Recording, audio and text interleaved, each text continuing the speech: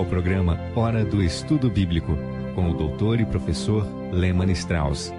Este estudo é o resultado do tempo pessoal com o Senhor, da experiência de ministério pastoral e das conferências bíblicas do Dr. Lehmann Strauss, que nos instrui e encoraja com o ensino da Palavra de Deus. Agora com você, Hora do Estudo Bíblico, na apresentação de Aurélio Campos. Muito obrigado por ouvir o programa Hora de Estudo Bíblico. Obrigado por suas cartas, orações e também ofertas, sustento ao nosso ministério. É uma honra e um privilégio ministrar a palavra de Deus. Minha oração é que o Espírito Santo de Deus trabalhe em seu coração através deste estudo, deste programa, e que você veja a verdadeira importância do texto que vamos estudar. Vamos orar antes de começarmos o nosso estudo de hoje. Amado Deus, te agradecemos por tua santa palavra e pelo Espírito Santo, seu autor e nosso mestre. Obrigado, Pai, pela clareza da Bíblia em seus ensinamentos sobre o futuro, sobre o passado e também o presente. Pedimos agora que esse ministério seja uma bênção para os nossos corações, que alcance os nossos corações, que o Espírito de Deus trabalhe em nossos corações aonde quer que estivermos, em casa, no carro e também no trabalho. Deus, que a tua verdade nos alcance poderosamente. Queremos ficar mais perto de ti, Senhor, através da tua palavra. Abençoa e edifica o teu povo, Senhor. Salva os pecadores. Oramos em nome de Jesus. Amém. Se puder, abra a sua Bíblia em Filipenses capítulo 4. Vamos ler os versículos de 5 a 7. Seja a vossa equidade notória a todos os homens. Perto está o Senhor. Não estejais inquietos por coisa alguma. Antes, as vossas petições sejam em tudo conhecidas diante de Deus pela oração e súplica com ação de graças. E a paz de Deus, que excede todo o entendimento, guardará os vossos corações e os vossos sentimentos em Cristo Jesus.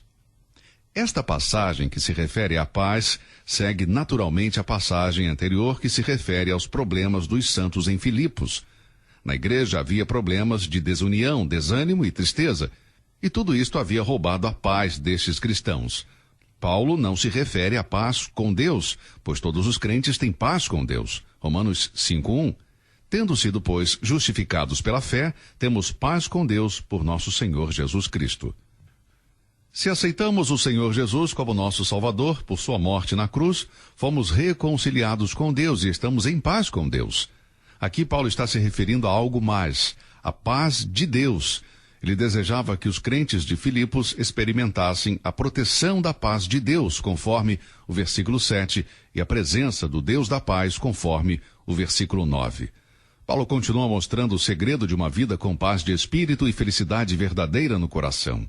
Ele diz: seja a vossa equidade notória a todos os homens, perto está o Senhor. Aqui está um dos requisitos para termos paz. A palavra equidade tem alguns sinônimos: bondade, consideração, gentileza. Na igreja em Filipos havia desentendimento entre duas mulheres, porque uma estava determinada a fazer as coisas à sua maneira e a outra insistia em seu direito próprio. Nenhuma delas queria ceder. Paulo não está pedindo para elas sacrificarem seus princípios, não. Mas, em prol da paz, pediu-lhes que estivessem dispostas a desistir do que chamamos de nossos direitos, nossa posição, nossas preferências. Ele pede por mansidão, que é demonstrada pelas atitudes de bondade, entrega e humildade. Isso é demonstrado no nosso comportamento para com os outros. O versículo 5 diz que essa bondade deve ser conhecida por todos os homens. Esta exortação ia de encontro às necessidades dos cristãos de Filipos, que discordavam uns dos outros. Doce gentileza subjuga temperamentos explosivos e vontades obstinadas e evita extremos de tal maneira que todos com quem entramos em contato vão perceber. Mas talvez alguém diga: se eu ceder e não defender os meus direitos, seria um perdedor. Continue lendo o que Paulo diz: está perto o Senhor. Isso pode ser entendido de duas maneiras. Uma afirma que se trata da proximidade do Senhor a nós, seus filhos, a cada dia provendo nossas necessidades. A outra maneira de se entender esta frase é que a volta do Senhor está próxima, e nesse dia ele vai premiar aqueles que se comportaram com bondade. Pessoalmente, eu estou inclinado a pensar que se refere à sua proximidade agora, em qualquer circunstância. Em Mateus 28:20, lemos sobre a promessa de Jesus: e eis que estou convosco todos os dias até a consumação dos séculos. Que segurança temos ao saber que o Senhor está ao nosso lado? Seja a vossa equidade notória a todos os homens, perto está o Senhor. Não devemos temer ou nos preocupar em perder o nosso prestígio ou a nossa posição ou até mesmo os nossos bens materiais, já que aquele que nos ama e supre tudo está perto. Ele está aqui e agora, na pessoa do Espírito Santo, para nos dar a graça e o poder. E ele voltará para nos recompensar por nossa fidelidade a ele e a sua palavra. No Salmo 145:18 lemos: perto está o Senhor de todos os que o invocam, de todos os que o invocam em verdade. Aqui temos outro requisito para desfrutarmos da paz. No versículo 6, Paulo diz: não estejais inquietos por coisa alguma. Antes, as vossas petições sejam em tudo conhecidas diante de Deus. A palavra inquietos dá a ideia de ansiedade. O que Paulo está dizendo é: não andeis ansiosos por nada, não se preocupem com nada. Existe uma ansiedade por coisas materiais que rouba a paz de espírito dos cristãos. Como Marta, estamos preocupados com muitas coisas. Lembre-se que quando o Senhor, em Lucas 10, chegou à casa de Maria e Marta, Marta estava muito ocupada, preocupada na cozinha preparando comida para o Senhor. Mas Maria ficou sentada aos pés de Jesus para ouvir suas palavras. Marta não gostou do que sua irmã fez e disse ao Senhor em Lucas 10:40, Senhor, não se te dá de que minha irmã me deixe servir só? Dize-lhe que me ajude. O Senhor respondeu, Marta, Marta, estás ansiosa e afadigada com muitas coisas, mas uma só é necessária, e Maria escolheu a boa parte, a qual não lhe será tirada. Qual foi a parte de Maria? Ela tomou tempo para se assentar aos pés de Jesus e ouvir a sua palavra. Em Mateus 6:25, o Senhor Jesus ensinou seus discípulos a necessidade de depender diariamente do Pai Celestial. Não andeis cuidadosos quanto à sua vida, pelo que haveis de comer ou pelo que haveis de beber, nem quanto ao vosso corpo, pelo que haveis de vestir. Não se preocupem com as roupas e com a comida que necessitam, nem com o futuro. Essa ansiedade não vai permitir que a palavra de Deus se enraize em nossas vidas, porque o cuidado com as coisas deste mundo sufoca a palavra e ela se torna infrutífera. Eu não conheço nenhum cristão que se preocupa e, ao mesmo tempo, recebe as maiores bênçãos da palavra de Deus. Quem estuda a Bíblia e, de fato, desfruta dela é aquele que confia em Deus no que se refere ao passado, presente e futuro. Nossas necessidades estão nas mãos de Deus, estão sob seu cuidado e sua responsabilidade. Em 1 Pedro 5:7 lemos, lançando sobre ele toda a vossa ansiedade, porque ele tem cuidado de vós. Hebreus 13:5 diz, sejam vossos costumes sem avareza. Isso significa sem apego ao dinheiro e às coisas materiais. O versículo continua dizendo, contentando-vos com o que tendes, porque ele disse, não te deixarei, nem te desampararei. Estes versículos apoiam Filipenses 4:5, perto está o Senhor. Deixe-me fazer uma pergunta. Você está sempre preocupado? Os cristãos de Filipos estavam preocupados e Paulo os exortou a pararem de fazer isso. E por quê? Porque preocupar-se é um pecado. Queridos, assim como os outros pecados, esse também vai roubar a sua paz de espírito. Teremos provas e tribulações, mas não devemos nos preocupar com isso. Podemos perder dinheiro, nossa saúde pode não estar como queremos, mas não devemos nos preocupar. Se fizermos isso, estaremos pecando. Este tipo de ansiedade desvia as nossas mentes de Cristo e de sua palavra e impede o nosso crescimento espiritual. Lucas 21, versículo 34 diz, e olhai por vós, não aconteça que os vossos corações se carreguem dos cuidados da vida. Devemos viver um dia de cada vez. Estamos atribulados com os problemas desta vida? Preocupados com as coisas mundanas, coisas materiais que não são tão importantes? É possível ser cauteloso e ainda assim não estar ansioso ou preocupado. Paulo não está dizendo que não devemos pensar nos problemas. Podemos pensar neles, mas não deixar que nos inquietem e nos abalem. A preocupação é o juro pago sobre a dívida da incredulidade com os quais temos hipotecado nossas vidas. Mais uma vez, a preocupação é o juro pago sobre a dívida da incredulidade com os quais temos hipotecado nossas vidas. A fé termina onde começa a preocupação, portanto, não dê lugar à preocupação. Ele disse, Não estejais inquietos por coisa alguma.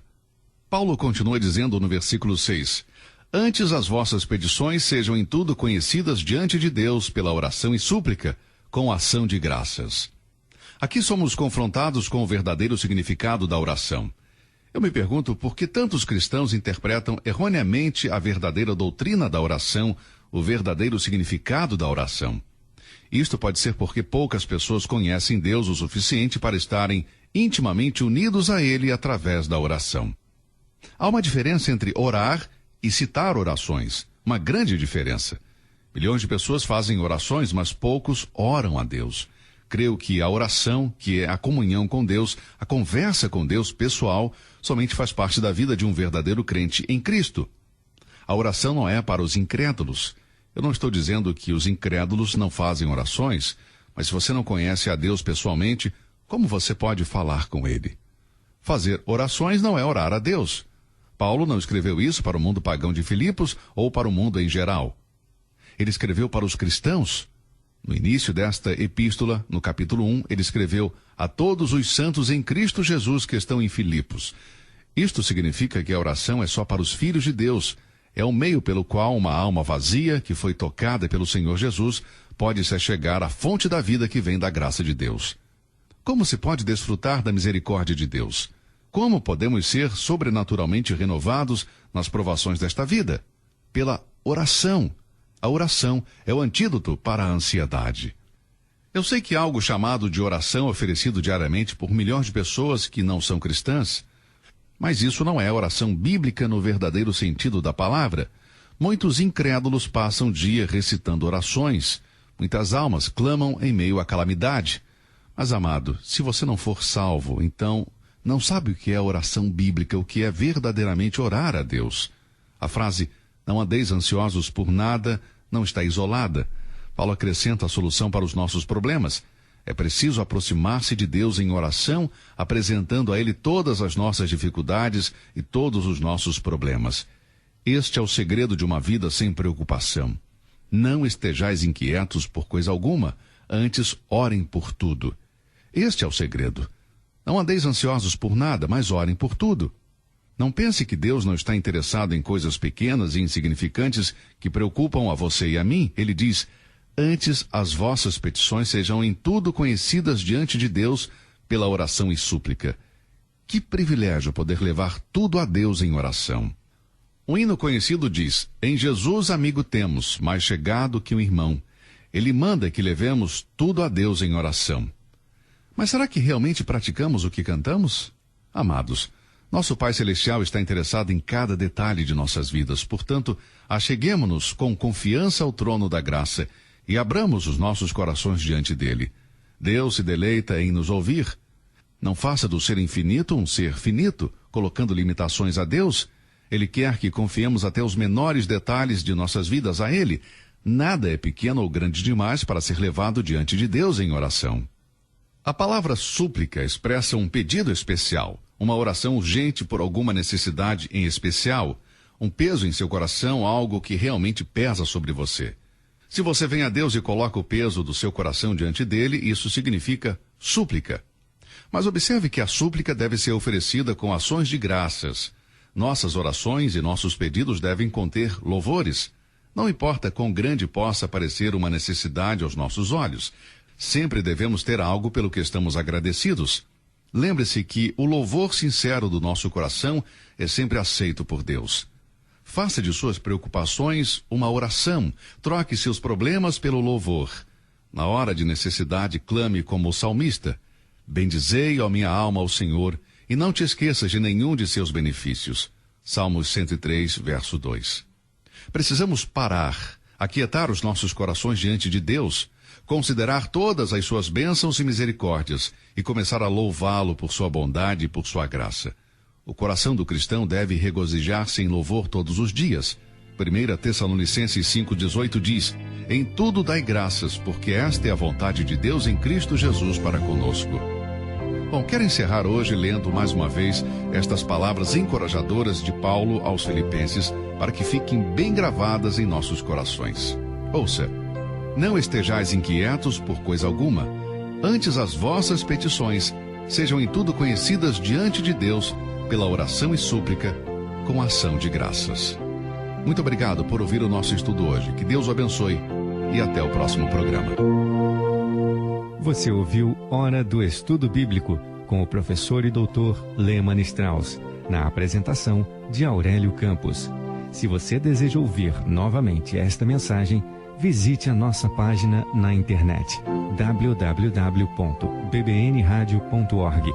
Fica o convite para você nos acompanhar amanhã, neste mesmo horário, aqui na BBN. Hora do Estudo Bíblico é uma produção da BBN.